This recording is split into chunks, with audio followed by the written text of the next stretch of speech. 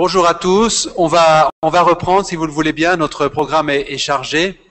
Donc, je vais vous présenter Madame Gilberte Furstenberg, qui est déjà sur la scène, qui va donc faire l'intervention d'ouverture. Hein. C'est une conférence importante et qui va nous parler du sujet que vous voyez ici, mettre l'interculturel au cœur de l'apprentissage. Pourquoi et comment? Elle nous vient du MIT, mais je vous rassure, elle parle français. Elle est française d'ailleurs. Avant de lui passer la parole, je vais quand même vous dire vous donner deux, trois éléments concernant l'organisation. Donc, comme vous l'avez vu, sur jeudi et vendredi, notre pause sera à la même heure, à 10 heures comme aujourd'hui, avec café et croissant, pain au raisin, pain au chocolat, d'une excellente pâtisserie de San Paolo, 12 France. Vous êtes tous et toutes invités au cocktail déjeuner après la conférence de Madame Furstenberg qui a lieu ici à la sortie. Hein. Je voulais vous dire aussi que, mais beaucoup d'entre vous sont des habitués et le savent déjà, que les ateliers ont lieu au 2e, 3e et 4e étage, comme les années précédentes.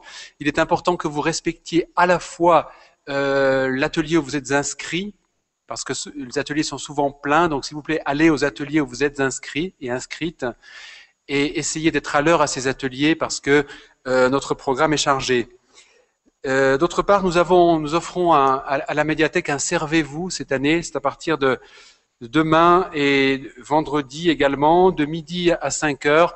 Vous pourrez prendre les manuels et les livres qui vous intéressent, qui seront à votre disposition, enfin ceux qui seront à votre disposition à côté de la médiathèque, vous savez, dans le petit espace qui est à côté de notre médiathèque, de notre bibliothèque au premier étage. Donc, servez-vous demain et vendredi de midi à 5 heures. On vous a donné, dans les documents que vous avez reçus, une feuille où sont indiqués les restaurants et les sorties, que vous pouvez utiliser bien évidemment, c'est fait pour ça. Merci de bien vouloir remplir le questionnaire d'évaluation donc du colloque qui est, comme l'année dernière, dans le cahier. Et puis, comme cela a déjà été dit, vous êtes invités à 2 événements avec Leila Metsitane, actrice et metteur en scène de la pièce Stupeur et Tremblement. Cet après-midi, dans notre bibliothèque, nous aurons une rencontre avec l'actrice et vous êtes tous et toutes invités demain soir à 20 heures ici pour son spectacle, donc Stupeur et Tremblement. Les entrées sont distribuées 1 heure avant le début de la pièce. Et je laisse donc maintenant la parole à Madame Furstenberg. Je vous remercie. Bonjour, good morning. Je voudrais d'abord commencer par remercier chaleureusement Monsieur Naori, Monsieur Boisson et le comité de m'avoir invité à venir faire cette conférence inaugurale. J'en suis très honorée et j'espère pouvoir répondre à votre attente et vous faire honneur. Je voudrais également remercier Evelyne Mazelon, représentante de Clé International, qui a sponsorisé mon déplacement ici, mon voyage. Et puis remercier aussi l'équipe technique qui a fait des prouesses pour s'assurer que tout fonctionne bien. J'espère que ça fonctionnera bien jusqu'au bout. Et je voudrais aussi, je remercier aussi Lucia de m'avoir dépanné, étant donné que ma valise est restée à Miami. Et que elle m'a acheté un joli chemisier que vous pouvez admirer. Mais grâce à elle, je suis présentable. Ne regardez pas trop. J'ai gardé mes blue jeans, mais je suis désolée, je n'ai pas autre chose. Enfin, je suis arrivée, c'est l'essentiel. Alors voilà. Donc, je voudrais maintenant. Excusez-moi, je vais m'asseoir. Ça sera plus simple dans la mesure où je dois manipuler l'ordinateur.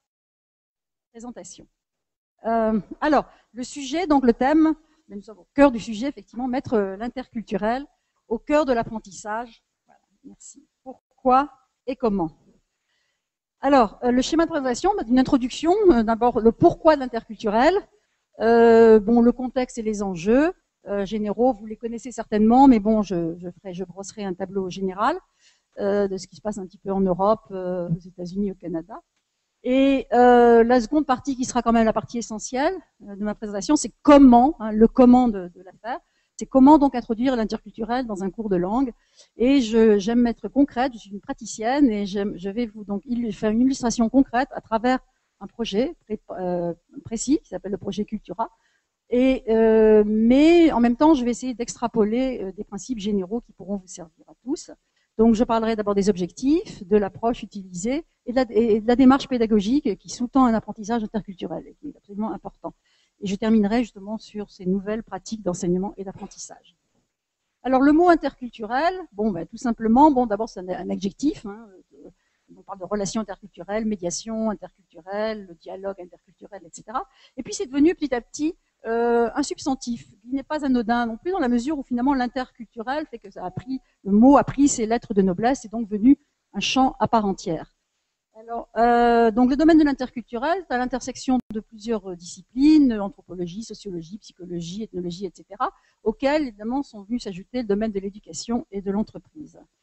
Alors, au cœur évidemment de la notion d'interculturel est le mot inter, qui donc implique une rencontre, contact, échange, dialogue entre membres de cultures ou de groupes différents. Donc l'élan a été insufflé en Europe, tout au moins, d'abord, je vais commencer par là, dans les années 70, donc où le terme interculturel apparaît pour la première fois en France, donc en 75, dans les textes officiels, et à la suite de phénomènes dont vous êtes tous familiers, phénomènes de migration, de la mobilité accrue de personnes, et du phénomène de la mondialisation, bien entendu, où qui a créé une interconnexion de plus en plus grande entre nos économies et les cultures contemporaines. Alors cette nouvelle, entre guillemets, diversité culturelle, donc, a amené, évidemment, à une nécessité d'un dialogue interculturel afin donc d'instaurer une meilleure compréhension entre différents groupes et peuples. Et les enjeux sont vastes, donc et importants. Donc, de grands organismes en Europe se sont intéressés, se penchés sur la question. Bien sûr, l'UNESCO, qui joue un rôle moteur depuis les années 80, et avec sa déclaration en 2003, donc la déclaration universelle de l'UNESCO sur la diversité culturelle, stipule, et je lis, que le respect de la diversité des cultures, la tolérance, le dialogue et la coopération, dans un climat de confiance et de compréhension mutuelle, sont un des meilleurs gages de la paix et de la sécurité internationale. Qui a culminé donc en 2008 dans l'année européenne du dialogue interculturel et l'année internationale du rapprochement des cultures en 2010. Le Conseil de l'Europe, évidemment, vous en êtes certainement, le savez certainement, donc en 2008 a fait paraître un livre qui s'appelle donc Livre blanc sur le dialogue interculturel, qui a culminé donc de longues années de recherche suite au constat suivant, et je lis. Les sociétés européennes ont mis longtemps à se reconnaître comme des sociétés plurielles. Depuis quelques décennies, elles prennent conscience que cette diversité culturelle interroge les systèmes de valeurs, les représentations sociales et culturelles, et de ce fait, les modes de relation ou de fonctionnement démocratique. Et je continue. Donc, le dialogue interculturel est un échange de vues ouvert, respectueux et basé sur la compréhension mutuelle entre des individus et des groupes qui ont des origines et un patrimoine ethnique, culturel, religieux et linguistique qui permet de mieux comprendre la perception du monde propre à chacun. Et là, en caractère gras, c'est moi qui ai un caractère gras, mais j'ai trouvé l'organisme pour le graphisme pour ce colloque tout à fait approprié, parce que justement, ces différentes lentilles, différentes perspectives vues, qui me paraît excellent comme choix de graphisme. Alors donc, ce dialogue, et je continue, s'exerce donc à tous les niveaux, au sein donc des sociétés, entre les sociétés européennes et entre l'Europe et le reste du monde. Donc, vous le voyez, les enjeux géopolitiques sont de taille, et l'éducation interculturelle est maintenant devenue donc un vecteur essentiel, une priorité. Alors, dans la didactique des langues, eh bien évidemment, la didactique des langues s'est emparée de ce concept d'interculturalité dans les années 80 et 90, à la suite d'ouvrages que vous connaissez probablement. Bon, je vous les montre là. D'ailleurs, je sais que c'est Clé International qui a publié donc Galisson de la langue à la culture par les mots, qui était déjà un début d'entrer dans la culture et l'interculturalité. Donc, vous avez aussi évidemment Geneviève Zarat, Martine Abdallah Pretzel. Alors, le Conseil de l'Europe a fait paraître, donc en 2002, un rapport intitulé « Développer la dimension interculturelle dans la classe de langue ». Si vous ne connaissez pas ce document, je vous conseille fortement. Et je vais vous lire l'introduction de ce rapport. C'est « Développer la dimension interculturelle de l'enseignement des langues, c'est reconnaître les objectifs suivants.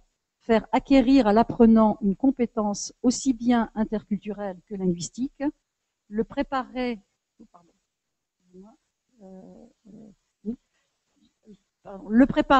à des relations avec des personnes appartenant à d'autres cultures, permettre à l'apprenant de comprendre et d'accepter ces personnes autres, entre guillemets, en tant qu'individu ayant des points de vue, des valeurs et des comportements différents, afin, enfin, aider l'apprenant à saisir le caractère enrichissant de ce type d'expérience et de relations. Donc, dans l'enseignement des langues, je précise.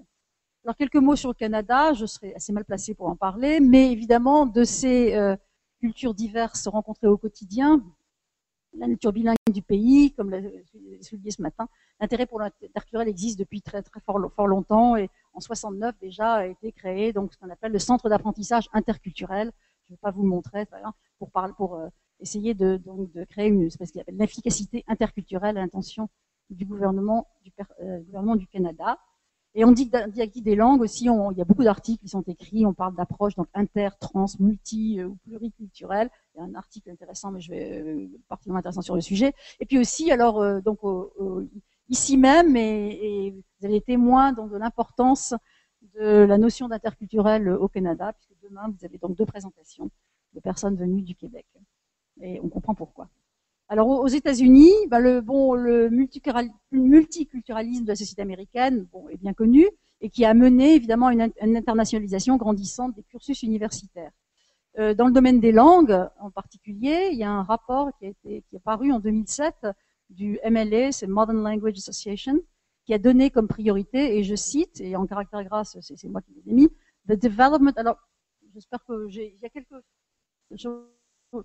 des choses en anglais, je pense que ça ne pose pas trop de problèmes, je l'espère.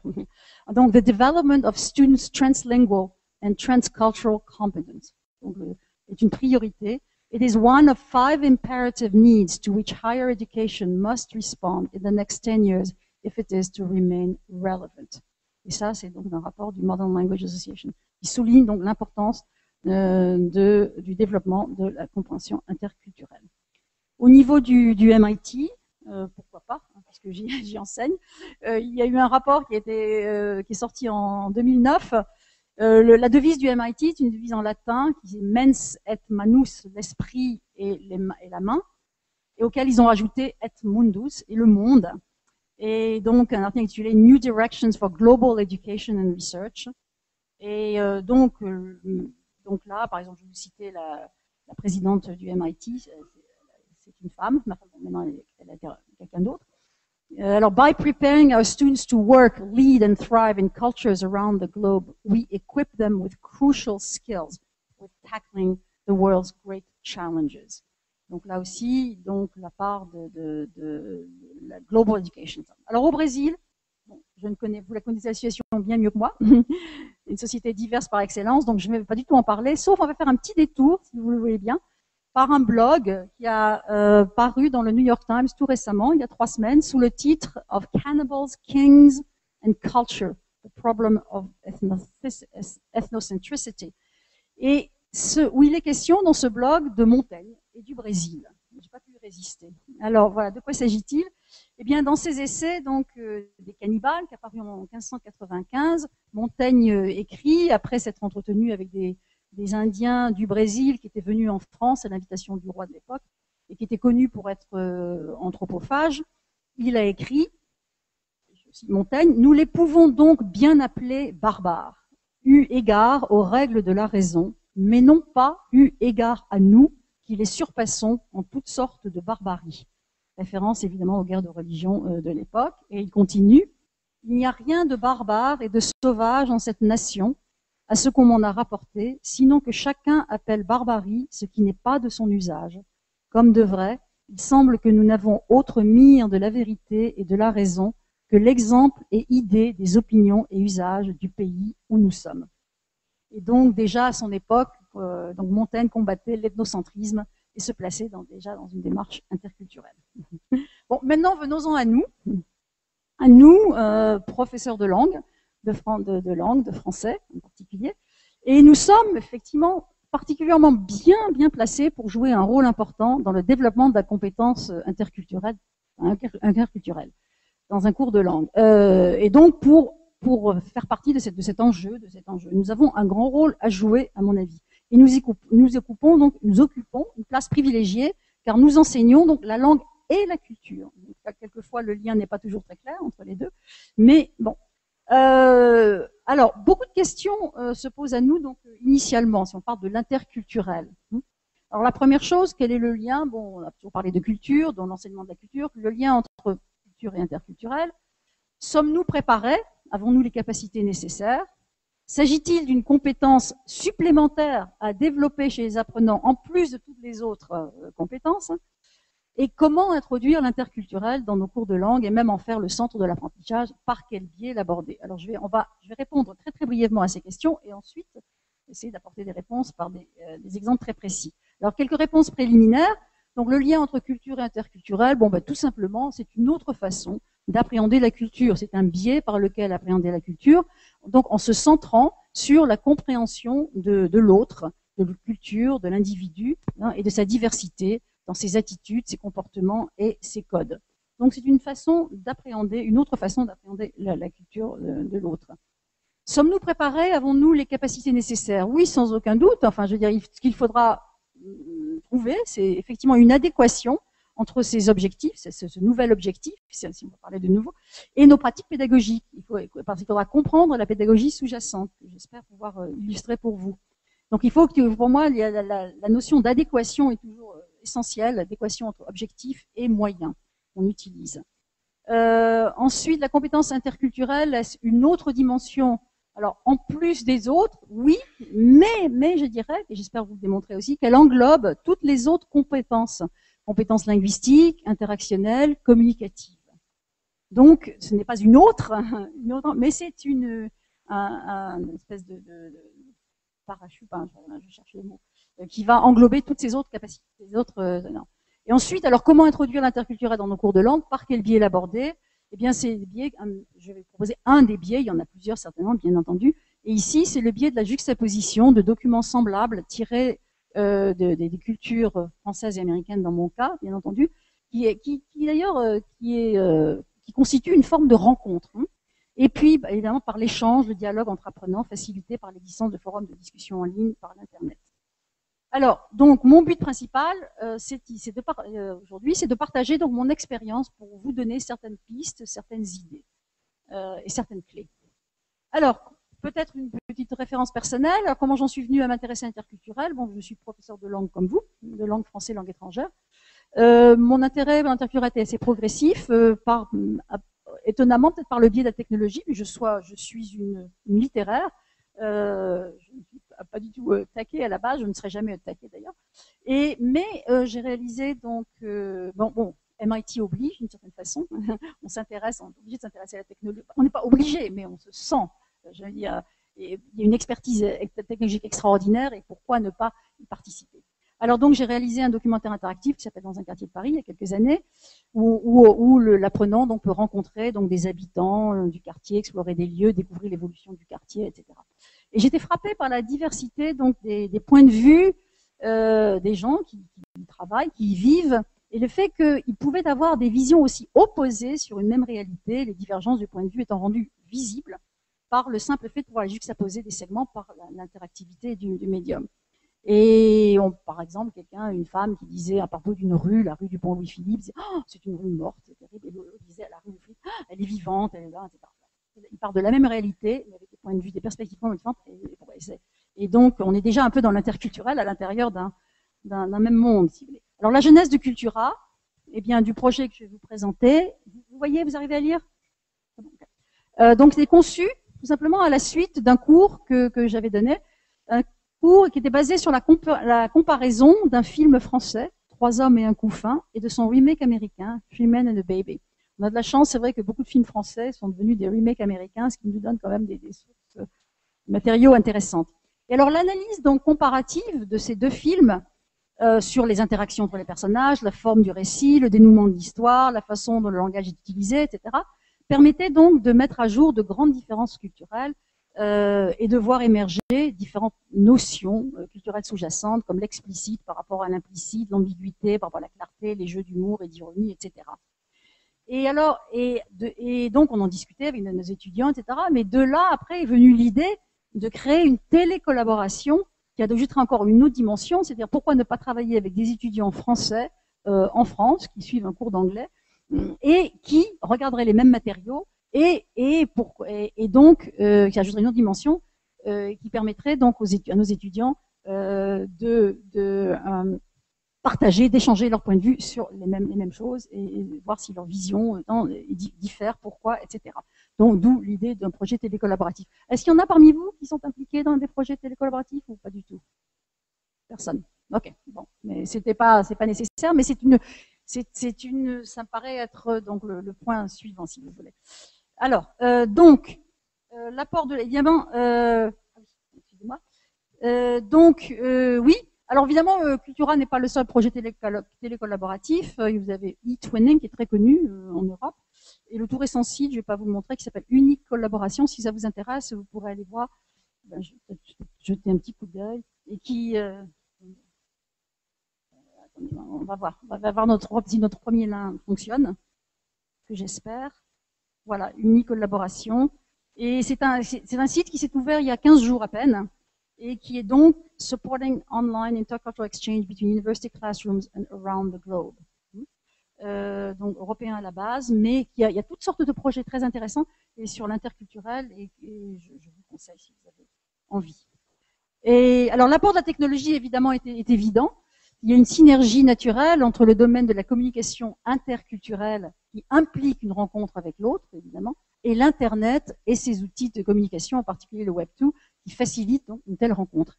Et donc c'est au confluent de l'interculturel et de l'internet que se situe Cultura, un projet collaboratif donc créé à l'intérieur d'un cours de langue. Mais comme vous allez le voir, et je vais aussi insister là-dessus, cette partie internet n'est pas obligatoire, elle ajoute une dimension, mais on peut faire énormément de choses en classe sans le bénéfice d'un échange interculturel. Alors le projet Cultura lui-même, il a été conçu en 97, donc il y a longtemps, bien avant que tous ces rapports apparaissent.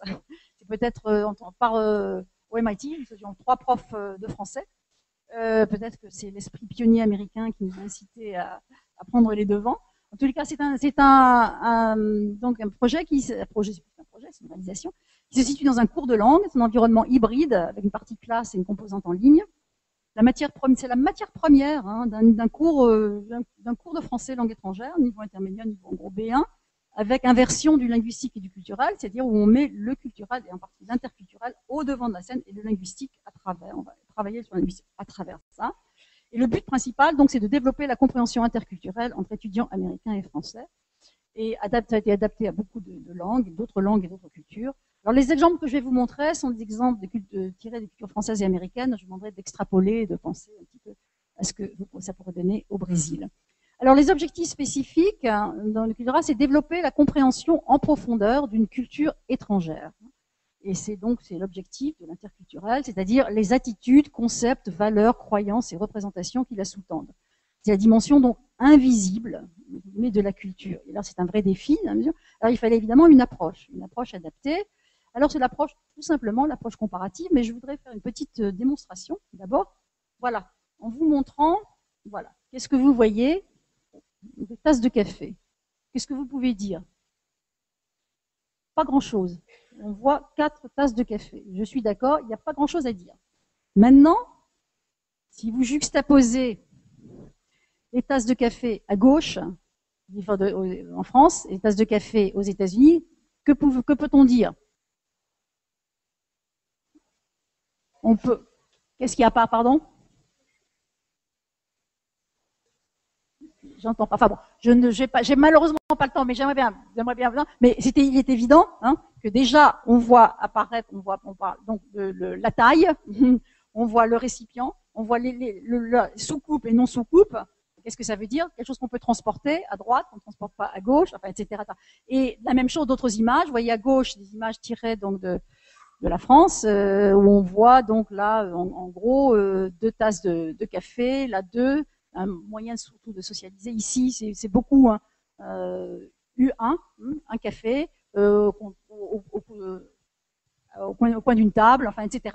Alors, simplement, donc la juxtaposition, la rencontre, si vous voulez, de ces tasses de café entre guillemets, donc permet en effet aux étudiants d'aborder et de discuter d'une grande variété de sujets. c'est-à-dire la taille de la tasse, le type de récipient, le lieu, le moment où on prend le café, le contexte, seul ou avec quelqu'un. Et elle permet aussi donc d'accéder à des réalités culturelles sous-jacentes sur la base desquelles les étudiants vont pouvoir interagir et élargir la perspective allant au-delà d'un simple objet pour parler donc de la fonction d'un café, l'établissement, la pause café, le style de vie, etc. On peut même comparer des styles Starbucks et en France, etc. Donc, à partir d'un objet, simplement pour vous montrer, à partir d'un objet juxtaposé à un autre, on peut arriver, entrouvrir des perspectives culturelles et interculturelles. Et je voudrais citer à cet égard Mikhail Bakhtin, un sociologue russe qui a écrit, ça c'est une traduction évidemment, une culture, mais je trouve très très forte et très importante cette phrase, une culture étrangère ne se révèle dans sa complétude et dans sa profondeur qu'au regard d'une autre culture. Un sens se révèle dans sa profondeur pour avoir rencontré et s'être frotté à un autre sens, à un sens étranger. Donc c'est à partir de cette juxtaposition, de cette rencontre de matériaux qu'on va pouvoir émerger des choses qu'on ne verrait pas autrement et où chacune prend tout son sens par rapport à l'autre. Et alors, quelques exemples de documents juxtaposables, bon, il y en a beaucoup, hein, la presse, des sondages comparatifs, des publicités, des bandes annonces de films, des sites web, etc. Et je voudrais donner juste un exemple pour vous montrer, alors j'espère que ça va marcher, touchons du bois, je vais vous montrer donc la bande annonce d'un film, nous allons partir en Antarctique, qui s'appelle La Marche de l'Empereur, je ne sais pas si vous l'avez vu, et je vais la juxtaposer avec la bande annonce du film américain, March of the Penguins. Alors, touchons du bois. La marche de l'empereur.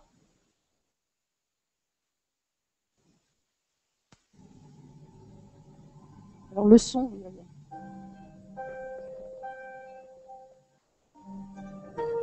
Ça, c'est la bande-annonce du film français. On peut peut-être éteindre la lumière.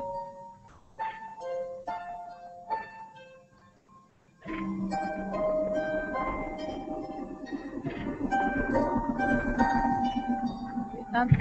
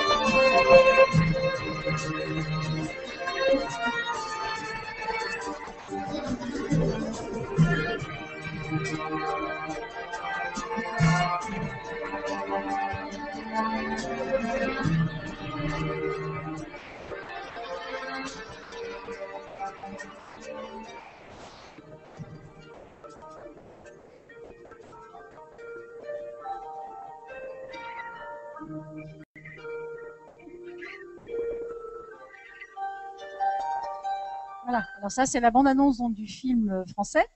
Nous allons regarder maintenant la bande-annonce du film américain, du documentaire américain. Quand je dis documentaire américain, c'est le même film, hein, c'est exactement le même film. Ils ont pris les mêmes images, ils en ont fait un documentaire assez différent et une bande-annonce assez différente. Et je vous la laisse regarder.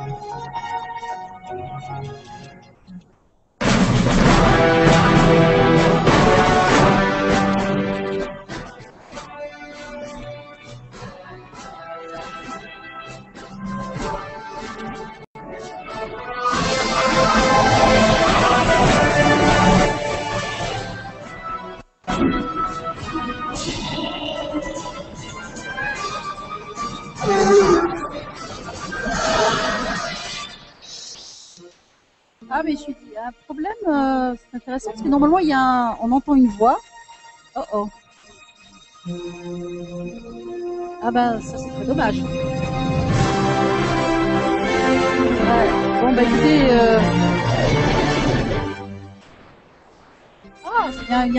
alors là, je sais pas ce qui se passe, mais il y a une voix qui apparaît. Alors, on entend une voix, on entend un commentaire, on entend, etc. Ah ben là, c'est pas aussi net.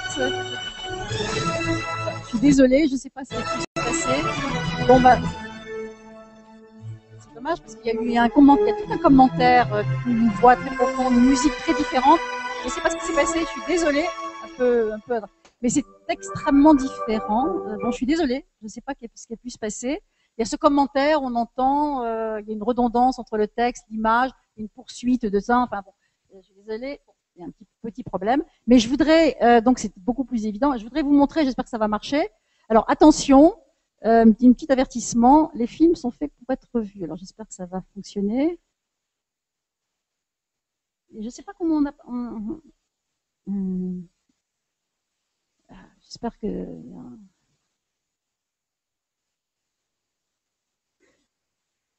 Oh, mais le son, c'est pas le problème. I have no sound. Enfin, oh zut alors. Ah, excusez-moi, il y a un problème technique là. Ouais.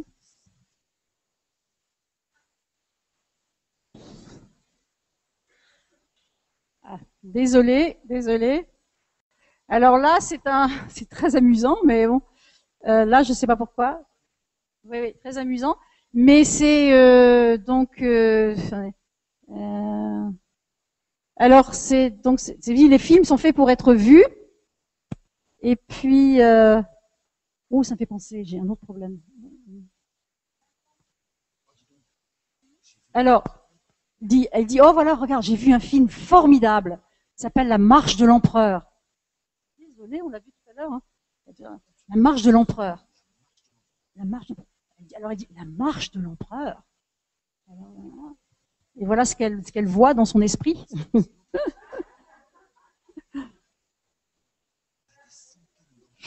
Oh, il y a tout un commentaire, je ne sais pas ce qui se passe. Alors c'est des empereurs, ils se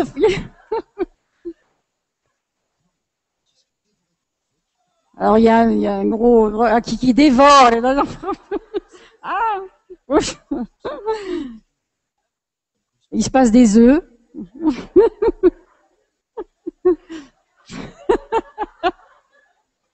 Enfin, bon. Pendant des heures, etc. Oh, alors voilà, les films sont faits pour être vus. Et alors, et donc ce que je voudrais en dire simplement, c'est qu'effectivement, donc méfions-nous donc de la façon dont les mots sont entendus et perçus et des représentations mentales toutes faites. Hein, bon, alors d'où l'intérêt effectivement de l'éducation et de la communication interculturelle. Alors on va se rapprocher de plus en plus. Alors le dispositif de Cultura, vous avez des interactions donc à la fois présentielles et virtuelles. Vous avez donc des étudiants américains. Nous travaillons donc aux États-Unis, des étudiants du MIT. Nous travaillons avec des étudiants français qui suivent un cours d'anglais. On travaille avec différents des étudiants de Paris 2, des étudiants de Polytechnique, etc. Et donc ils travaillent sur les mêmes matériaux qu'ils regardent, donc des films, des images, etc. Et ensuite ils vont donc échanger leur point de vue, leur vision sur l'internet et repartir en classe entre les deux. Alors, mais évidemment, il est évident que mettre des étudiants en relation par le biais de l'internet donc ne suffit pas à développer une compétence interculturelle. Et celle-ci donc doit s'appuyer, et ça j'y tiens beaucoup, vous allez le voir, sur une pédagogie, une méthodologie solide et un contenu. Et c'est donc ce que propose Cultura. Alors le concept pédagogique sous-jacent qui est propre à l'interculturel, c'est que apprendre, connaître, appréhender, comprendre une autre culture ne veut pas simplement dire, bien entendu, accumuler des faits et un certain savoir sur cette autre culture. La culture est de par sa nature même donc quelque chose de complexe, dynamique, pluriel, en constante mouvance et évolution.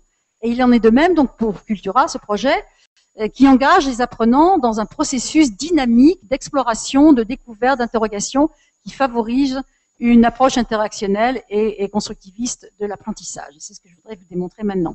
Alors le processus dans Cultura, c'est un processus qui s'apparente à un voyage d'exploration commune et de découverte mutuelle. Alors on va regarder de plus près. Il s'agit donc, je vais vous montrer le site, un site auquel ont accès de part et d'autre, des étudiants au MIT, étudiants en France. C'est un site web commun sur lequel, donc, commun aux deux classes, sur lequel sont présentés en juxtaposition une diversité de matériaux tirés de la culture française et américaine.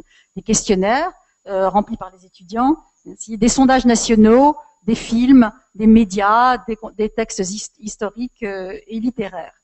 Je vais vous montrer voilà le site. Et le voilà ici.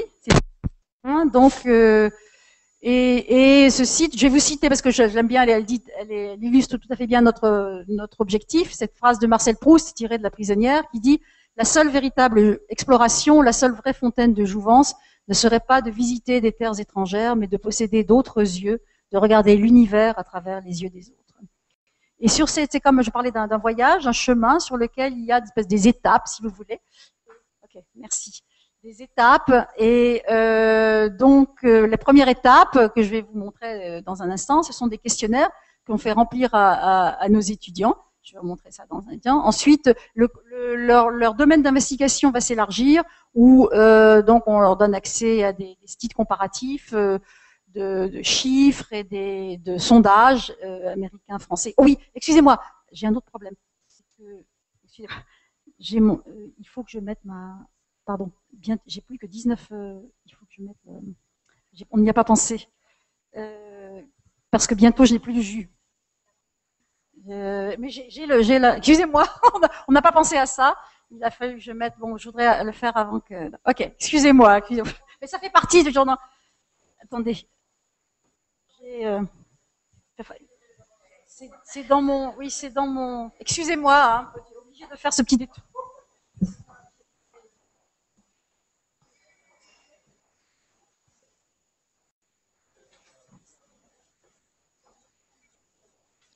Excusez-moi, alors là, vraiment, c'est pas très ça.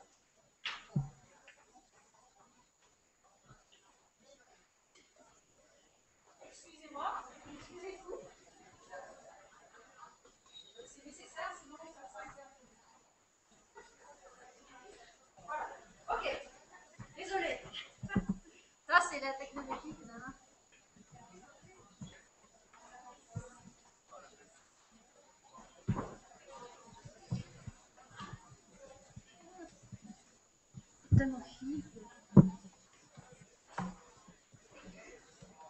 Ok. Ok, excusez-moi.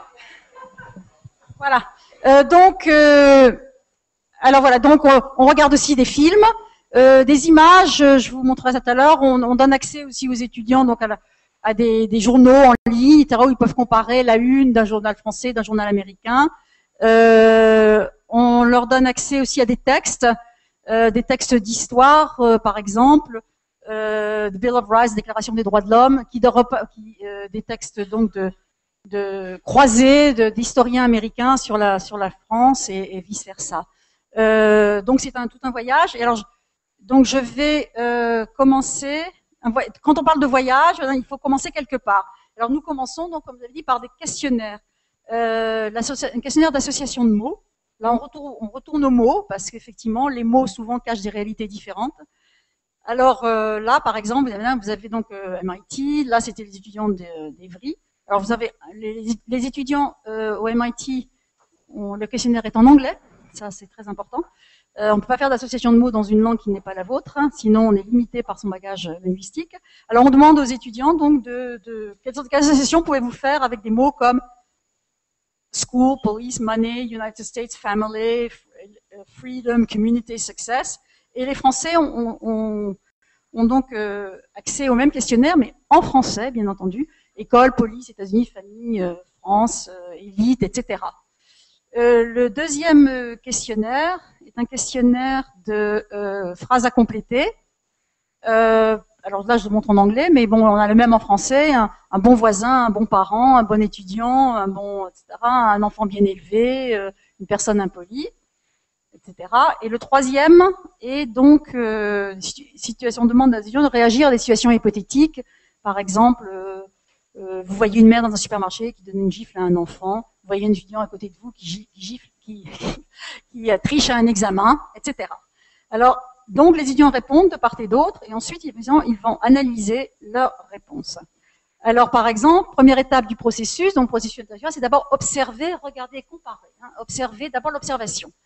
Que voit-on? Alors, par exemple, le mot banlieue, suburb. Bon, effectivement, vous regardez en dictionnaire, suburb, banlieue, c'est suburb, suburb, c'est banlieue. Mais si vous regardez, si vous voyez les réponses, alors du côté à gauche, ce sont les réponses des étudiants du MIT, et à droite, les réponses des étudiants français. Et vous voyez donc, effectivement, émerger toute une grande différence. Du côté américain, c'est childhood, home, houses, pretty, resident park, rich, beautiful. Du côté français, ignorance, délinquance, misère, grisaille, pauvre, périphérie, racaille, etc. Donc évidemment, ils ont des références complètement différentes, et d'où viennent ces références, c'est le point de départ. Un autre exemple, c'est le mot individualisme. On leur demande tout simplement de comparer. Qu'est-ce que vous voyez émerger? Et on voit du côté donc américain, effectivement, l'individualisme est connoté de façon extrêmement positive. Creativity, growth, uniqueness, free speech, freedom. Quelquefois, il y a des termes négatifs, narrow-minded, capitalism, mais important, freedom, one person, etc. Et du côté français, arrivisme, capacité, danger, orgueil, égoïsme, égocentrisme, et pourtant c'est le même mot. Donc à partir de là, on voit émerger effectivement des attitudes complètement différentes. Donc c'est niveau, je vais vous donner peut-être deux autres exemples. Un enfant bien élevé, du côté donc bon voilà les réponses du côté américain-français, où on s'aperçoit, si on regarde de près, parce que parfois c'est pas toujours évident, mais il faut observer de près. Ce qui paraît intéressant, c'est qu'on voit beaucoup du côté américain, par exemple, la mention de parents, who listens to their parents. The parents, par exemple, ici, who listen to his parents, who listen to his parents, who listen to his parents, who listen to his mother. Donc la notion d'enfant bien élevé, elle est dans la relation parent-enfant. Et du côté français, si on regarde, le mot parent est utilisé 2 fois seulement. On parle de qui? Alors, un enfant, donc, merci s'il vous plaît, qui s'est mis à table. Une place qui t'intéresse. Alors, par exemple, les personnes plus âgées que lui, on parle très peu des enfants, qui respectent les autres, écoutent les adultes, écoutent les plus vieux. Alors ici, par exemple, je trouve intéressant, qui respecte tout le monde, ses parents comme les inconnus. Hein, c'est-à-dire l'enfant bien élevé, c'est pas seulement entre les parents, mais celui qui a appris sa leçon chez ses parents et qui va là. Et par exemple, une que j'aime bien aussi, là malheureusement il y a une faute de frappe, c'est qui saura s'adapter partout et qui sera apprécié des autres parents. C'est intéressant. Alors, par exemple, je vais vous donner un dernier exemple, la situation à la banque, qui est peut-être pas très courante en France, certainement pas, mais plus aux États-Unis, où on demande, comment réagissez-vous quand vous voyez, vous êtes à la banque et une employée sur le chèque voit votre nom, lit votre nom sur le chèque et vous adresse la parole en disant votre prénom. Alors, du côté américain, bon, doesn't bother me, I don't care, ça m'est égal, ça me dit, oh, bah, après tout, pourquoi pas, c'est assez sympa. Du côté français, quelquefois aussi, ça me dérange pas, ça me touche pas. Mais d'autres, en revanche, je lui dis, vous pouvez aussi m'appeler monsieur, voilà. Je lui dis qu'on n'a pas gardé les cochons ensemble. Je lui réponds en insistant sur la prononciation de monsieur à chaque phrase. Je lui fais comprendre par mon attitude que je n'aime pas cette familiarité, etc. Je prends mes grands airs de duchesse, et je le prends de haut pour lui faire comprendre qu'il est allé trop loin.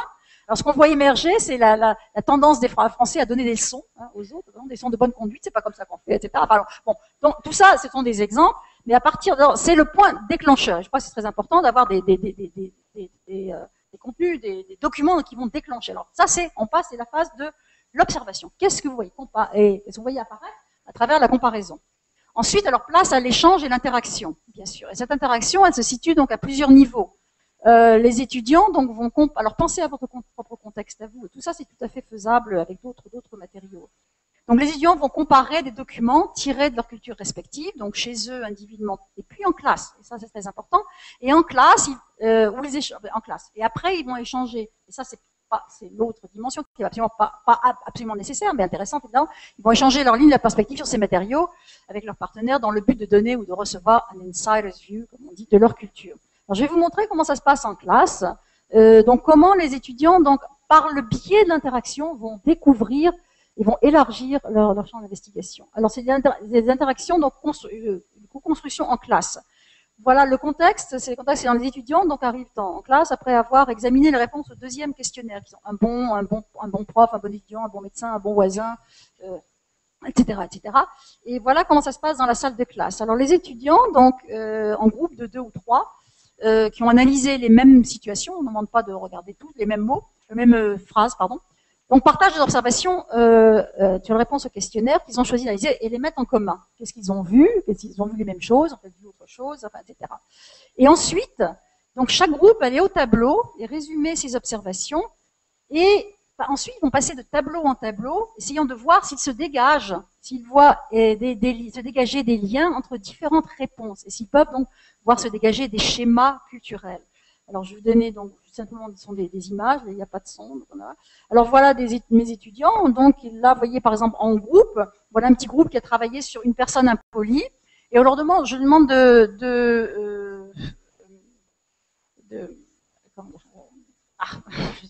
simplement de résumer un petit peu ce qu'ils voient, l'essentiel de ce qu'ils voient. Alors là, si vous avez un groupe d'étudiants avec leurs notes, qui regardent leurs notes, etc., qui travaillent sur une personne impolie. Vous avez un autre groupe qui travaille sur un bon ami. Ils essayent de voir donc, pour chaque mot, chaque phrase, pardon. Et ensuite, je demande aux étudiants de chaque groupe de passer, à chaque groupe de passer de tableau en tableau et de regarder s'ils ne voient pas des constantes qui émergent. Et je leur demande même, alors ils regardent ensemble, ils regardent, et je leur demande même de faire des liens avec des flèches sur le tableau, etc. Pour voir, tiens, je retrouve un peu le même genre de phénomène, le même genre de réponse, d'attitude dans tel contexte et un autre contexte. Et par exemple là, donc là ils sont en train d'aller sur le tableau, de faire des flèches. Je sais pas si vous voyez les flèches, pas très bien, mais enfin bon. Alors voilà. Alors donc voilà, donc ce type d'interaction va permettre aux étudiants effectivement de voir émerger certaines constantes culturelles. Et dans ce cas-ci, dans ce cas précis, ils vont découvrir que du côté américain, donc a good parent, il y a des termes comme loves unconditionally, a good boss et un good doctor sont caring, a good teacher, quelqu'un qui cares about his or her student, deeply cares about the learning process, des expressions d'ordre affectif qui sont d'ailleurs très difficiles à traduire en français. Je sais pas comment on dit to care about, I care about the learning process. Who cares about his students. Pardon? Oui, mais est-ce qu'on dit vraiment il prend soin d'eux? S'occuper de, oui, s'intéresser. Ah, mais c'est pas du tout, c'est pas dans le domaine affectif, hein, enfin, il me semble. Tandis qu'un bon parent, du côté français, on va voir, ils vont trouver qu'un bon parent, c'est quelqu'un qui éduque son enfant. C'est pas forcément quelqu'un qui aime, mais c'est quelqu'un qui éduque son enfant, qui lui inculque des valeurs. Un bon patron et un bon prof sont surtout professionnellement compétents. C'est-à-dire un bon prof sait diriger, un bon prof est pédagogue, un mot qu'on ne retrouve pas du tout du côté américain. C'est-à-dire quelqu'un qui sait enseigner, faisant ressortir aussi l'importance donc du savoir que les Français attachent à la notion de savoir, savoir-faire, qu'on retrouve d'ailleurs dans la pédagogie, le savoir-apprendre, savoir-être, savoir, etc. Donc c'est donc en passant, enfin pour moi, en passant de tableau en tableau que les étudiants vont découvrir donc progressivement, donc là je résume, que les réponses américaines tendent souvent à injecter donc une marque affective dans les relations, tandis que les réponses françaises tendent à accentuer le rôle ou la fonction ou le savoir-faire de la personne. Alors le rôle de la salle de classe est très important. Cet exemple donc illustre pour moi le rôle clé que joue la salle de classe, car c'est là effectivement que l'interaction prend toute sa signification avec les étudiants co-construisant à partir de leurs données individuelles un savoir collectif et qui vont élargir en même temps leur perspective individuelle. Et donc ce type d'activité donc encourage est tout à fait pertinent à l'interculturel. Il va donc encourager les étudiants à partager leurs observations, la lecture, l'analyse et la comparaison des documents et établir des liens entre les documents, se faire ainsi de nouvelles découvertes qui vont les amener à soulever de nouvelles questions, entrevoir de nouvelles interprétations. Et pour moi, les tableaux, on semble éliminer de plus en plus les tableaux dans une salle de classe, un petit peu dommage. Enfin, maintenant, il y a des tableaux interactifs, mais une multiplicité de tableaux, pour moi, est très intéressante, parce qu'elle rend accessible à tous les éléments, donc à tous les éléments épars, qui permettent d'avoir une vue d'ensemble, rendre visibles les ressemblances et les différences qui émergent, et permettent donc d'établir des relations, et ils agissent un peu comme des miroirs d'une pensée collective sur laquelle vont pouvoir se greffer des interactions multiples. Alors, comme vous pouvez le voir, l'accent donc est mis sur le processus, un processus de construction donc qui va se poursuivre tout au long du semestre et va permettre aux étudiants d'affiner leur compréhension de l'autre culture, de l'approfondir, de la réviser à la lumière de nouveaux documents analysés qui vont soit infirmer, soit contredire leurs observations. L'importance des contradictions, comme on verra tout à l'heure. Alors maintenant, les interactions. Je vais quand même passer sur les interactions en ligne pour vous montrer l'intérêt de ces interactions. Mais le défi pour nous, maintenant, ça sera un peu de voir un peu, est-ce qu'on peut reproduire ces types d'interactions en ligne dans la salle de classe sans le bénéfice d'interactions en ligne Oui, d'une certaine façon, je pense. Alors, évidemment, il est certain que les interactions en ligne, les forums de discussion, donc, ajoutent une dimension importante et supplémentaire, donc, qui est centrale au processus de co-construction.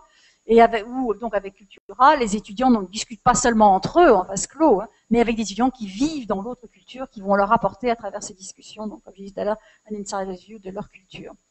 L'intérêt de la télécollaboration, donc, c'est le contact direct avec les étudiants appartenant à l'autre culture, et ces discussions en ligne donc, font de la culture une matière vivante dont on discute, et la place centrale donc étant donnée à l'échange et au dialogue.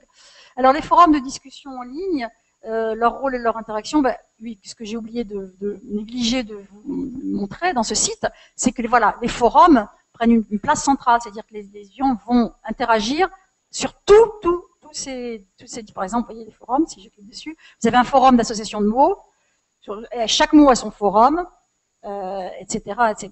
Donc, sur tous les matériaux, sur les phrases, les fins, sur le New York Times et Le Monde, par exemple, on a mis pause café, paradoxe, d'actualité, enfin, etc. Donc, les étudiants vont interagir à propos de tous ces documents. Alors, ils sont au cœur du processus, et là, donc, les étudiants vont partager leurs observations et perspectives, formuler des hypothèses, poser des questions, parce que poser des questions, c'est essentiel au dialogue, évidemment, et répondre aux questions de leurs partenaires dans un processus d'interaction continue et réciproque. Alors, caractéristiques de ces forums, et ça, ils sont donc asynchrones, et pour nous c'est un avantage dans la mesure où on pense que ça permet une réflexion un peu plus longue, on lit ce qu'on a, on ne réagit pas forcément à chaud aux choses qu'écrit quelqu'un. Donc on en utilise aussi d'autres, hein, on utilise des forums, enfin, vis-à-vis Skype, etc. Mais le forum asynchrone nous paraît intéressant sur l'interculturel dans la mesure où il permet justement une réflexion plus approfondie, plus longue, etc. Ils sont asynchrones, ils sont ouverts à tous les participants. C'est un dialogue, c'est pas de 2 à 2, c'est la classe entière. Par exemple, je sais pas moi, oui, là, un bon étudiant. Vous voyez, alors ça n'a pas d'importance. Donc là aussi, les étudiants français, je vais vous écrire pourquoi, écrivent en français, ça y tient beaucoup. Les étudiants américains écrivent en anglais. Donc on passe de l'anglais là, et ça je vous expliquerai pourquoi dans un instant, mais je pense que c'est assez évident. C'est donc dialogue ouvert. Ces dialogues sont dirigés entièrement par les étudiants. Il y a un point de départ. Ils sont ancrés dans un contexte précis, un mot, une phrase, un film, une scène de film, etc. Mais ils ciblent un sujet déterminé, circonscrit, mais ils vont dans la direction choisie par l'étudiant. C'est pas le prof qui va dire, le droit d'ailleurs est complètement absent de ces forums. Ils font partie intégrante du cours et ils sont écrits dans la langue maternelle des étudiants. Je vais en parler une seconde parce que je pense que c'est important là, pour expliquer la raison de nos choix. L'utilisation de la langue maternelle dans ces choix, pourquoi? Alors quand je dis maternelle, entre guillemets, parce qu'effectivement nous avons des étudiants étrangers dont je parlerai dans un instant, donc c'est pas forcément au MIT nous avons des étudiants étrangers. D'ailleurs une des meilleures classes c'était avec 3 étudiants brésiliens qui suivent dans le même cours, qui suivent un cours de français au MIT, ils étaient archi sympas, je m'en souviendrai toujours de ces étudiants brésiliens. Et donc, alors, eux, ils écrivaient en anglais, hein, évidemment, on n'en avait pas d'écrire en portugais. Alors, donc, pourquoi écrire dans les forums? Bien, pour les raisons suivantes, ça crée une égalité linguistique, hein, c'est-à-dire tout le monde, hein, les 2 groupes transatlantiques, de même que chaque étudiant à l'intérieur de son groupe est sur un pied d'égalité. On peut pas dire, il n'y a pas de... on peut pas dire que ce ne sont pas les meilleurs étudiants qui vont écrire, non, pas du tout. Tout le monde est également sur un pied d'égalité, donc aussi bien les Français que les Américains. Je dis les Américains, j'exagère pas encore. Et donc à l'intérieur de chaque groupe également. La capacité aussi, ça donne la capacité pour chacun de pouvoir s'exprimer pleinement. Le but n'est pas un exercice, c'est pas écrire dans une langue étrangère. Le but c'est de comprendre, c'est d'expliquer sa propre culture, de pouvoir essayer de comprendre. Donc il faut pouvoir s'exprimer, ne pas être limité par son bagage linguistique. Mais évidemment, il faut comprendre l'autre. Il faudra comprendre l'autre. Alors, il est important dans un échange. Alors, j'ai quelques extraits du forum. Alors, la grande question que je l'ai posée tout à l'heure, comment peut-on reproduire ce type de discussion en salle de classe? Je pense que oui. Alors voilà, donc une première observation d'un étudiant français. Ça n'a pas d'importance qui commence le dialogue. Alors, visiblement, pardon, j'aime bien le mot visiblement parce que ça devient visible, notre conception du mot individualisme ou individualisme n'est pas du tout la même. En effet, en France, celui-ci a un sens plutôt péjoratif, très associé au sens du mot égoïsme. Pour vous, il semble plutôt que ce soit la considération naturelle envers un individu, un mot associé au sens de liberté individuelle. Un autre étudiant, une étudiante, Marine, à l'occasion, dit « Bonjour, j'ai observé nos réponses à propos du mot individualisme et je crois en fait que nous n'avons pas la même idée de ce qu'est l'individualisme, et cela à cause de nos différences culturelles. » Elle n'entre pas dans le détail, mais bon. Et elle dit, mais alors elle interjecte une question bien française, une espèce de critique, non, mais ainsi, pour vous, l'esprit des Américains, l'esprit initiative est très valorisé, mais je trouve cela très bien. Mais ne pensez-vous pas que le travail du groupe est aussi très enrichissant? Une étudiante américaine réagit, en anglais, Hi everyone.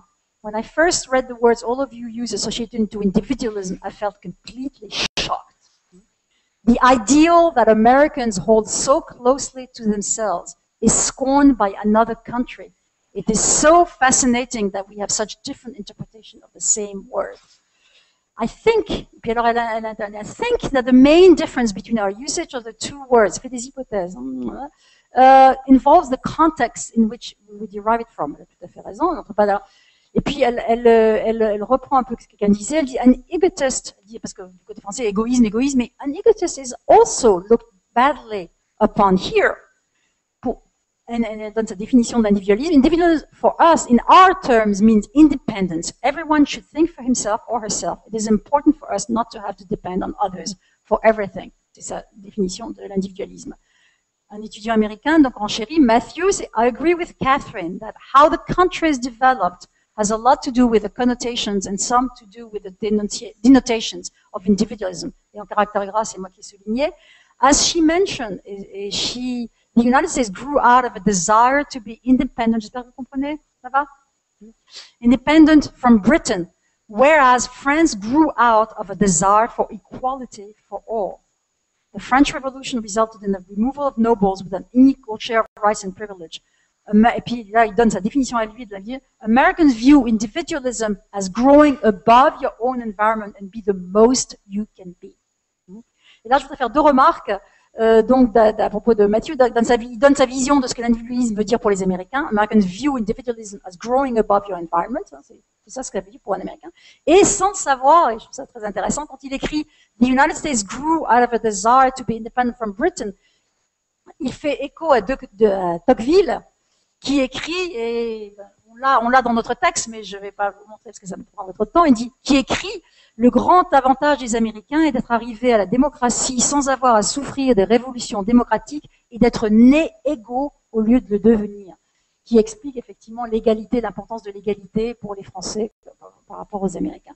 Alors une étudiante, je reprends le dialogue, une étudiante américaine, ce sont des extraits simplement, répond à la question de Marine qui disait, mais ne pensez-vous pas que le travail de groupe est quand même enrichissant? Elle dit, in response to Marine, I think that the United States does praise individualism. However, not at the expense of teamwork. Ils ne sont pas incompatibles pour un Américain. Especially in education, teamwork is considered vital to learning. I don't think that the two have to be considered opposing ideas. Like Catherine said, individualism can exist within a group. Individualism, as Americans know it, goes beyond being an individual. It also has a lot to do with finding values in the idea of man and seeing the power to change that each person has. Ce sont des odes à l'individualisme. Et c'est très souvent ce qui se passe, c'est que les étudiants vont d'eux-mêmes offrir des synthèses. Alors par exemple Ludovic, effectivement, je pense que Matthew nous offre une très bonne synthèse qui explique simplement nos différences quant à l'appréhension de l'individualisme. Il y a, je pense, à prendre des deux côtés.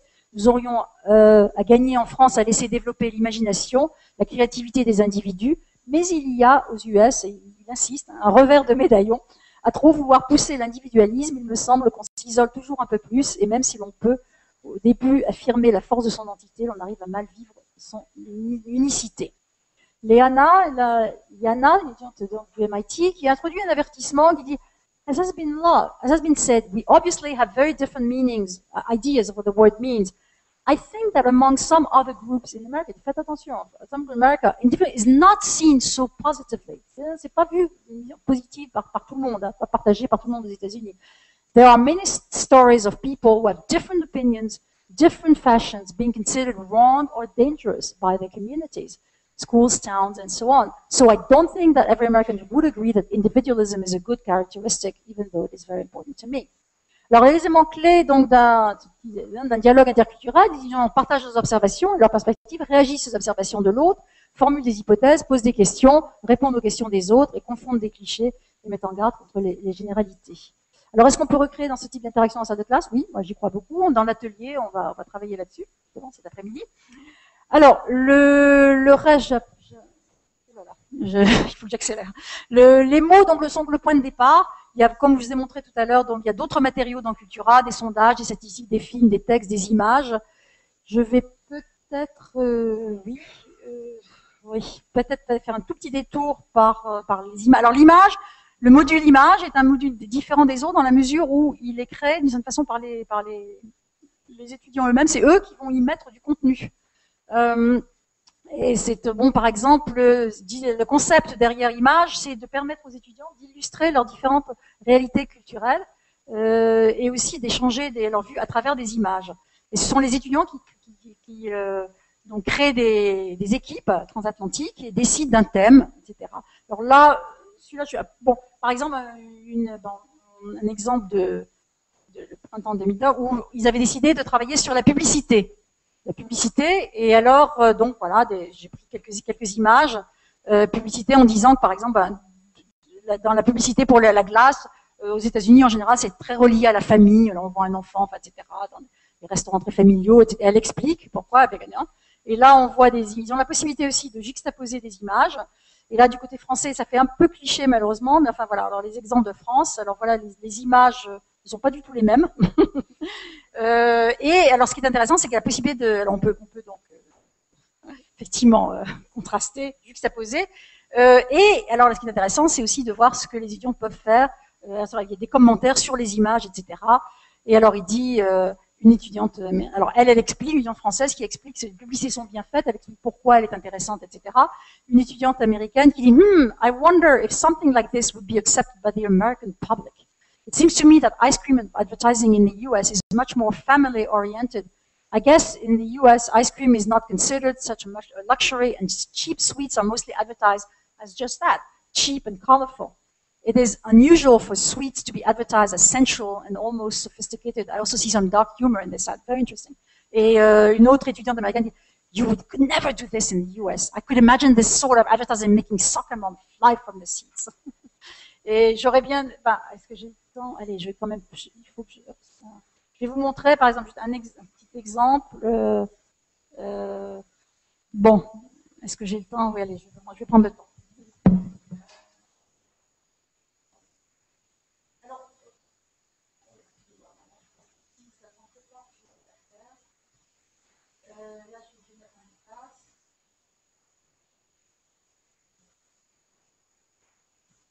Alors, donc, ce sont les étudiants donc eux-mêmes, si ça prend trop de temps, je ne vais pas le faire, qui vont choisir leur sujet. Et là, par exemple, ceux-là, ils sont pas très récents, ceux-là, mais par exemple, je vais juste en montrer un, Image Cultura, Photo Projects. Les étudiants ont choisi de travailler sur les voitures, les sports, les soirées, les résidences universitaires, etc. Alors, et le café, par hasard, j'avais jamais montré ces tasses de café, mais on va juste vous montrer café, par exemple. Et là, donc, ils prennent des images de leur vie quotidienne, très souvent. Et là, par exemple, ils montrent quelque chose qui correspond à une réalité très américaine, mais professor bringing students coffee. Je ne sais pas si au Brésil ça se fait, mais en tous les cas, this is a picture of one of my professors bringing several students coffee. This was taken early in the morning, just before we set up full-size mock-up. C'est en architecture that we've been working on the past. The coffee was purchased at the gas station across the street. Et du côté français, ils proposent des images aussi. Je vais vous en montrer plusieurs, à partir de laquelle il y a des dialogues. Et là, café dans ma chambre. Et alors c'est Gilles. Alors on retrouve, c'est amusant, mais là vraiment en plus je les avais même pas, ils n'ont même pas vu ce genre de choses. Mais on retrouve les images que je vous ai présentées tout à l'heure. Et il dit tout simplement un petit café dans ma chambre. Ouais, non, et il y a des dialogues. Alors why do you drink coffee in a glass like this? Is it common? Et alors il dit alors le français qui répond c'est assez joli et j'aime boire mon café dans une tasse stylée. Pour moi le moment du café est un moment important dans la journée. D'où cette jolie présentation. Une espèce de mise en scène aussi, là aussi, un peu. Mais bon, pour vous montrer un petit peu, donc voilà. Alors, je vais retourner, alors, l'échange d'images. Alors, le cœur de l'apprentissage culturel, c'est ce processus dynamique de découverte progressive d'interaction permanente dans lequel sont impliqués les étudiants. Et c'est un processus, et ça c'est très important, qui les amène à suspendre continuellement leurs observations sur l'autre culture, à être prêts à les réviser constamment, à les affiner à la lumière de nouveaux matériaux, de nouvelles perspectives. Je vais vous illustrer la façon dont les étudiants essayent d'affiner leurs connaissances. Par exemple, ça c'est assez ancien, mais échange à la suite du visionnement du film 3 hommes, un couffin, un Human Baby. Effectivement, ils ont remarqué une des grandes différences, c'est la façon radicalement différente dont la police est traitée dans la version française par rapport à la version américaine, où dans la version française, les protagonistes aident les trafiquants de drogue à éluder la police, tandis que dans la version américaine, ils aident la police à arrêter les trafiquants. On peut s'en douter. Alors, il y a Alison dans la discussion sur les films qui dit, et c'est à la suite d'un étudiant un Français qui avait écrit la raison pour laquelle c'est ça, nous en Europe, en France, on n'accepte pas bien l'autorité, donc c'est pour ça. Alors on essaie au contraire de la contrevenir, etc. Alors elle dit, Hi Sebastian, I'm surprised to hear that you think that the French do not accept authority well, and that is why you think the men did not cooperate with the French movie. In the words, elle fait référence après, in the World Session for Police and Authority, elle fait référence donc à ces questionnaires, réponse aux questionnaires. The French responses were much more positive than Americans, ce qui peut surprendre d'ailleurs. Et also, I was looking at the opinion polls. J'ai regardé un peu dans les sondages, l'attitude des Français. Ce serait peut-être un peu différent maintenant. Et elle dit, I was looking at the opinion polls. One opinion asked French people if they had faith in the police. 70% said yes. There seems to be a contradiction here. What are your thoughts on this? Et voilà la réponse qui vaut son pesant d'or, à mon avis. En français, et qui dit, voilà, bonjour, la contradiction entre le sondage qui montre que 70% des Français ont confiance en leur police nationale et le fait que dans le film français, la police se fait doubler, est caractéristique du fait que les Français font toujours le contraire de ce qu'ils disent en public. Alors méfiez-vous là aussi, méfiez-vous, etc. Attention, rien n'est jamais acquis, alors, on craint l'autorité, donc on dit qu'on est confiant en elle, mais derrière son dos, on y ment, etc. Mais c'est pour vous montrer surtout donc, comment ils prennent etc. Alors, autres remarques importantes sur la place et le rôle des étudiants étrangers, parce que de plus en plus, nous avons des étudiants étrangers, en France aussi, des étudiants étrangers, et j'imagine, vous aussi, des divergences sur les différences de vision, la confrontation, la contradiction et les paradoxes. Le rôle des étudiants étrangers, ils sont très intéressants. On a un nombre grandissant d'étudiants étrangers dans nos cours dont il faut absolument tenir compte, et ils sont autant donc de voix qui offrent une perspective différente. Quand on leur demande toujours de s'identifier dans les forums, on va pas dire ne vous faites pas passer le Brésilien, ne vous faites pas passer pour un Américain. C'est pas parce que vous écrivez en anglais, vous êtes au MIT, vous êtes Américain. Donc on leur demande de s'identifier. Alors c'est très intéressant parce qu'ils sont à la fois outsiders, pas comment on dit en français, et insiders à la fois. Donc ils jouent spontanément le rôle de médiateur, s'adressant à la fois aux étudiants américains et français, expliquant ce que leurs camarades américains veulent dire, puisque eux appartiennent à une culture, une troisième culture, une quatrième parfois. Que dire de la confrontation en ligne ou ailleurs finalement? Mais en ligne, elle peut parfois poser des problèmes, mais elle est souvent justement perçue comme la raison d'une communication ratée.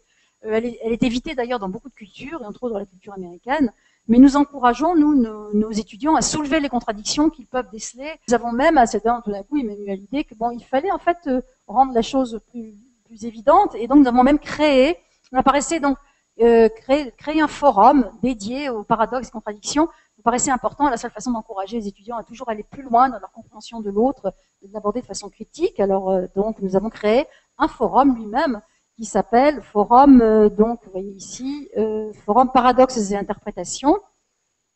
Et voilà, et dans lesquels, alors c'est toujours dans ce forum, vous êtes invités à soulever ce qui vous semble être des paradoxes dans la culture de l'autre que vous avez découvert à travers la réponse, etc. Et à proposer des hypothèses d'interprétation possibles à vos partenaires transatlantiques à propos et répondre à leurs propres interrogations. Alors, par exemple, là, une étudiante disait en classe, on parlait du racisme aux États-Unis et en France. D'après ça, on a l'impression que les Français, mais ils sont assez intolérants parce que c'est une culture, et vos réponses semblent indiquer cela. Cependant, nous on a regardé aussi un sondage qui demande aux Français comment ils voient les Américains, et le mot qui vient en premier c'est raciste, etc. Donc pourquoi nous on voit, etc. On va essayer de comprendre. Donc des questions sont posées head-on, comme on dit. Je vais vous donner un exemple aussi d'un étudiant américain roumain, d'origine roumaine, en réaction aux réponses des étudiants français face à la situation où ils voient un étudiant à côté d'eux qui triche un examen. Et ils avaient remarqué que du côté américain, quelques étudiants, pas tous, hein, loin de là, mais quelques étudiants auraient tendance à aller parler aux profs après, à dire attention, du côté français, il n'y a aucune... personne ne va le dire. Et alors ils expliquent dans les forums que bon, ça fait trop penser à la délation au moment de la Seconde Guerre mondiale. Et un étudiant donc américain qui écrit I think there is a great difference between denouncing a Jew in World War II and denouncing a student who's cheating on an exam. Jews were innocent people and the treatment they received was immoral, to say the least. However, the punishment of a student who is copying is not immoral. I think it is unacceptable to tolerate cheating.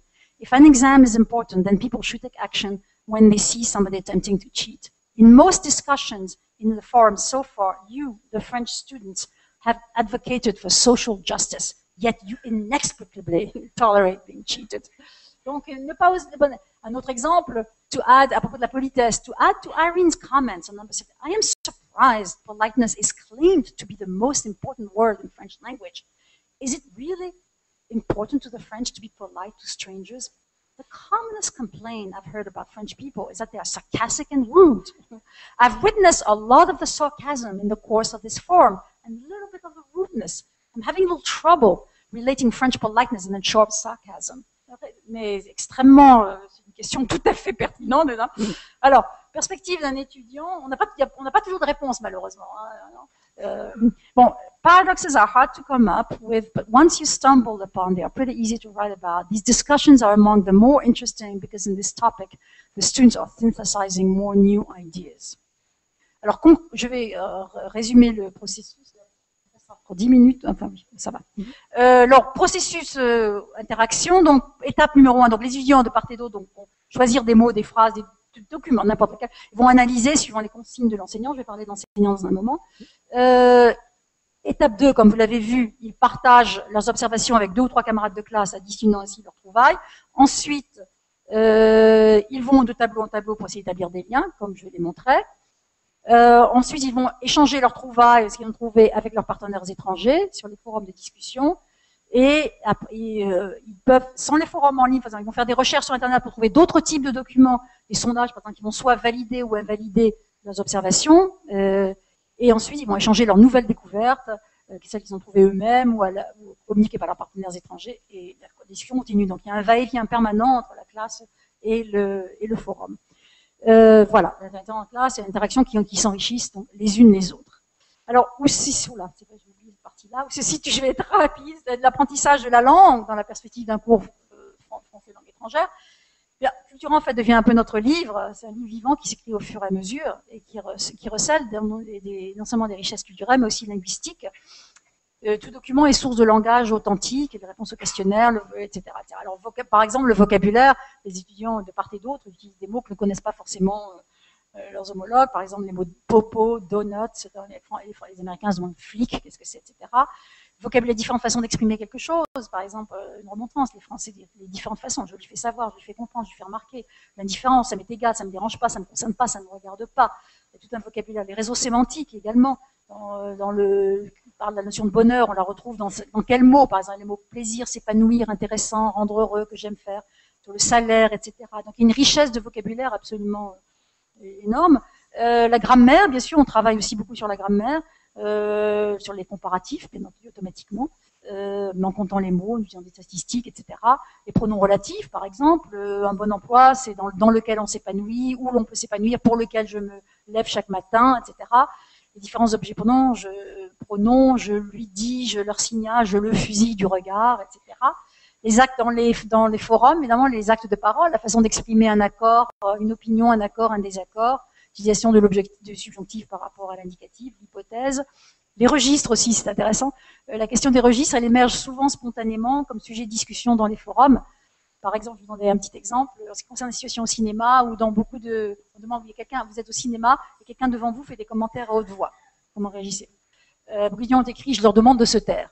Alors, dans le forum correspondant, une américaine, une étudiante du MIT, dit, a lot of you responded with, je leur demande de se taire, or an equivalent. Is this polite in French? I cannot tell, since there is no adverb. In English, to ask someone to be quiet doesn't have a negative connotation, where to tell someone does. Voilà la réponse.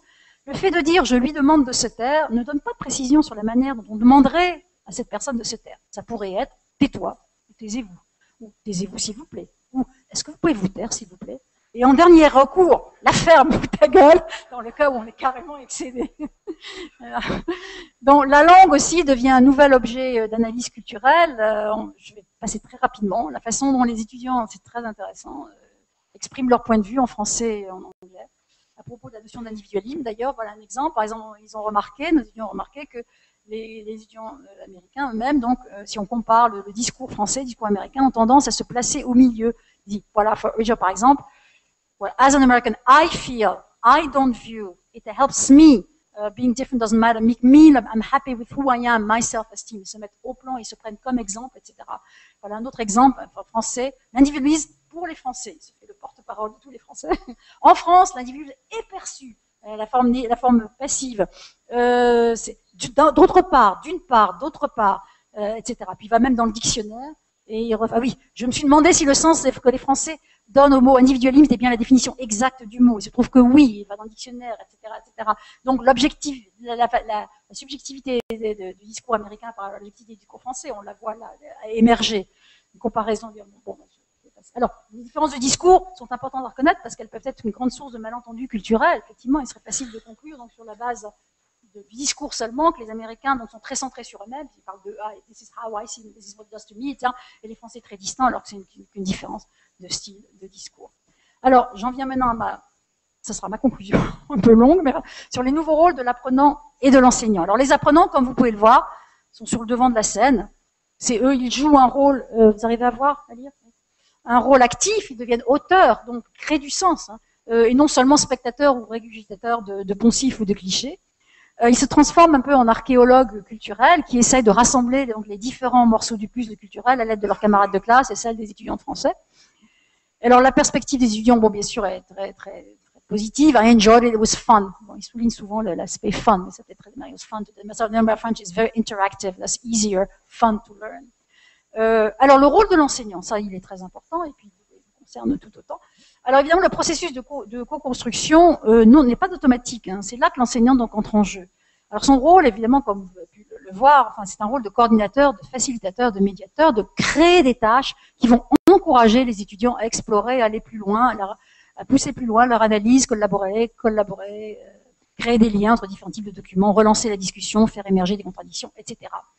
Mais alors avec une réalité, dans le cas d'une télécollaboration, uniquement bien sûr, avec une nouvelle réalité à prendre en compte, c'est d'avoir l'intégration de la communauté en ligne, qui viennent d'extérieur, car maintenant l'enseignant n'est plus la seule autorité. Il partage avec des étudiants français une multiplicité de points de vue, et le professeur partenaire étranger. Il va falloir donc intégrer cette nouvelle réalité et intégrer les discussions en ligne dans les discussions en classe. Alors les tâches, donc le rôle de l'enseignant, ça va être de créer des tâches. Il me disait, alors quel type de tâches? Des tâches sont très très importantes, évidemment, parce qu'elles qui vont donner une dynamique à tous ces matériaux et permettre aux étudiants d'être justement sur le devant de la scène, construire progressivement leur compréhension à la fois au niveau des forums en ligne et de la salle de classe. Alors des micro-tâches, dans le genre au niveau document, avec des consignes très précises. Enfin, pour nous, en tous les cas, parce que les étudiants ils peuvent regarder, mais ils ne voient pas toujours exactement. Les étudiants comparent, bon, c'est pratiquement la même chose. Bon, ben regardez de près, pas forcément tout à fait la même chose. Alors par exemple, on leur demande de noter les mots ou expressions qui reviennent de plus de chaque côté, classez-les par catégorie. Les connotations sont-elles plutôt négatives, positives ou neutres? Écrivez vos observations et vos commentaires serviront de base aux discussions en classe et celles du forum. Des macro-tâches qui vont permettre aux étudiants, donc de part et d'autre, d'aller au-delà des documents spécifiques, d'établir des corrélations, de faire des synthèses, de s'interroger en classe, etc. Par exemple, exemple de macro-tâches, vous allez maintenant élargir votre horizon et chercher un sondage national. Par exemple, vous intéressez à la notion d'un emploi, un bon emploi, à l'école, ou à la discipline, ce que vous voulez. Vous allez sur des sondages et avec des moteurs de recherche, on trouve très facilement un thème qui vous intéresse. Alors regardez, choisissez en deux à propos d'un sujet qui vous intéresse, imprimez-les. Soulignez les parties qui vous intéressent, apportez-les en classe, soyez prêts à dire si ce sondage confirme ou contredit ce que vous avez découvert à travers les réponses aux 3 questionnaires, ça c'était au début du semestre, et révèle une attitude qui vous surprend. Autre exemple de micro-tâche, avec si on a un forum à l'extérieur, pour intégrer la parole des étudiants français dans les discussions de classe, donc aller dans les forums, apporter en classe 2 ou 3 autres commentaires d'étudiants français que vous trouvez particulièrement éclairants, ou qui vous intriguent, ou qui vous surprennent pour une raison ou pour une autre, et soyez prêts à les partager avec camarades de classe, et on en discute à nouveau. voilà, le but de ces tâches, donc, est d'amener les étudiants à aller plus loin, d'aller avoir une vue de plus en plus approfondie, complexe, de les amener à reconstituer le puzzle culturel. Là, c'est un peu schématisé, ce puzzle culturel. Voilà, donc en résumé, notre rôle n'est plus d'impartir une connaissance culturelle, mais de mettre nos étudiants, encore une fois, sur le devant de la scène, de leur donner le maximum d'occasions de collaborer, de partager ce qu'ils ont appris, ce qu'ils ont découvert, de réfléchir, de discuter, de confronter leur point de vue et leur savoir avec ceux des autres, alors enrichis par les voix des étudiants de l'autre côté de l'Atlantique. On est en plein dans l'approche constructiviste de l'apprentissage. Et je vais juste peut-être souligner, donc, voilà, l'approche continue interactionniste de Brunner qui dit donc, qui continue niveau ça. Alors le sujet, voilà, le sujet, c'est l'apprenant, sélectionne et transforme l'information, élabore des hypothèses, prend des décisions, relie et organise le fruit de ce travail cognitif, etc. Donc c'est exactement ce que fait l'étudiant dans Cultura. Alors ça ne veut pas dire que l'enseignant n'intervient pas, pas du tout directement dans sa classe. Il est important qu'il le fasse, ne serait-ce que pour éclaircir un point de vocabulaire, par exemple éduquer, parce que pour les Américains, educate, c'est l'école qui educate. Qu'est-ce que ça veut dire éduquer? On peut éduquer des valeurs aussi. Éclaircir, apporter l'attention des étudiants sur un document spécifique pris dans l'actualité. Je vais pas avoir le temps de vous le montrer, mais par exemple la gifle. La gifle, c'est intéressant de montrer du côté américain, bien sûr, on est très très critique de la gifle, de la mère. Et là, on peut montrer, par exemple, je ne sais pas si vous vous souvenez de François Bayrou, quand il était il y a quelques années, et on le voit en train de mettre une gifle à un enfant, et ben, ça l'a pas empêché d'être après toujours candidat à la présidence. Là, par exemple, dans le monde de l'éducation, il y avait un petit dessin très, très amusant qui disait le père de famille qui n'est pas content de son fils, si vous arrivez à lire, je vais vous le lire. Qu'est-ce que c'est que ces notes? Tu mérites une gifle. Dit mais non, la gifle c'est dépassé, ça va peut-être être interdit. Bon, alors pas de portable ou d'internet pendant 3 mois. Alors, en fait, tout réfléchi. Là, je préfère encore la gifle. Alors, le prof peut relancer le débat avec des questions d'actualité sur l'importance de l'affectif dans la culture américaine. C'est fascinant parce que on le voit dans le domaine politique aussi. Je ne sais pas si vous avez regardé les conventions du côté démocrate et républicaine ou les odes d'amour à ma femme, je l'aime, elle m'aime, enfin, etc. Mais alors que penser alors de, je ne sais pas comment vous montrer, mais Sarkozy quand il a fait ses adieux à il a perdu les élections et il a terminé son discours. Je vous aime. C'est étonnant. Alors comment les Français aussi, je vous aime. Bon, l'exemple d'intrusion du vocabulaire affectif dans la langue française, la politique du care de Martine Aubry, enfin, je sais pas, elle a parlé du care, elle a pas dit le mot care de nouveau, elle l'a pas dit en français, elle a utilisé un mot anglais. Le mot feeling aussi, c'est intéressant, dans la langue, le mot, on parle de plus en plus de feeling en français. J'y vais au feeling. Vraiment, c'est le mot sentiment. Maintenant, de plus en plus, on dit le mot ressenti, le ressenti. Même, j'ai une nièce qui travaille pour Peugeot. Elle travaille dans le domaine des ressentis sonores, sur les moteurs, les ressentis sonores. Voilà. Et les sous-titres aussi, des journaux télévisés, on parlait tout à l'heure de TV5. Effectivement, très souvent, dans TV5, on voit quelqu'un qui dit, un journaliste français qui dit, mais quel est votre état d'esprit? Et c'est traduit, How do you feel about this? Alors, là je termine vraiment, il est l'heure, il est 9h, il est 59, voilà, moins une. Y a-t-il une fin à ce voyage interculturel? Alors non, évidemment, car les matériaux qu'on propose sont infinis et les perspectives constamment changeantes. Et je vais juste citer Simone de Beauvoir, donc, dans sa préface au livre L'Amérique au jour le jour, en 1948, qui disait « Je tiens à signaler qu'aucun morceau isolé ne constitue un jugement définitif. Souvent d'ailleurs, je n'aboutis à aucun point de vue arrêté. Et c'est l'ensemble de mes indécisions, additions et rectifications qui constituent mon opinion. » Et en fait, dernière, il est évident aussi, et ça, bon, c'est clair, mais ça vaut la peine d'être dit, découvrir les valeurs de l'autre, c'est aussi découvrir les siennes, c'est se découvrir soi. Et là, je vais citer Martine Dalla-Pretzel, qui écrit « Celui qui essaye de comprendre mieux l'autre, et je cite, parviendra dans le même mouvement à une meilleure maîtrise et une connaissance plus approfondie de ses propres valeurs et de ses comportements culturels en les voyant à travers le miroir d'une autre culture. » Et là, on rejoint la notion de rencontre, de juxtaposition, etc. Et voilà, j'en arrive enfin. Alors, excusez-moi, il fallait que je mette obrigada, et non pas obrigado. Mais bon. Obrigada. Merci.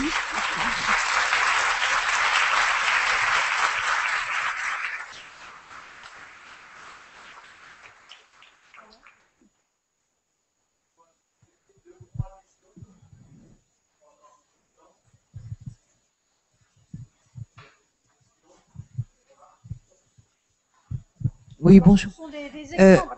Oui. Juste une question, effectivement.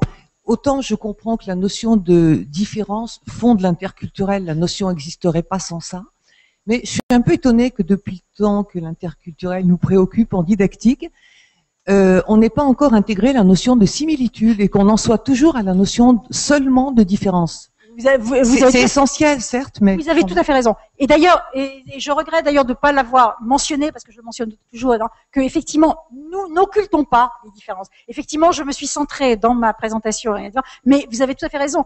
Et d'ailleurs, mais alors il y a les deux côtés, parce que d'un côté, alors je dis toujours, attends, regardez les points communs, hein, ce que vous avez en commun. Vous avez tout à fait raison, et je regrette de ne pas l'avoir mentionné parce que c'est absolument important. On ne va pas se focaliser uniquement sur les différences. Il y a des ressemblances. Quelles sont ces ressemblances?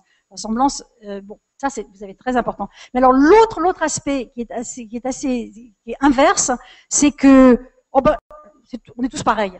On est tous pareils. Alors il faut trouver effectivement ce juste moyen. Vous avez tout à fait raison que je n'ai pas mentionné et que j'aurais dû mentionner le fait que, attention, dans les réponses, regardons aussi et d'abord peut-être ce qui est commun et ensuite ce qui est différent. Vous avez tout à fait raison. Et là, c'est une erreur. J'ai effectivement trop insisté sur la différence et non pas sur la communauté. Mais vous avez tout à fait raison. Il ne faut absolument pas occulter la ressemblance, la similitude. Vous avez tout à fait raison.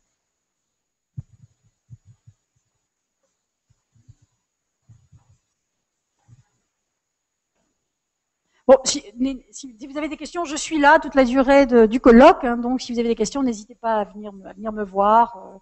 Je répondrai très volontiers.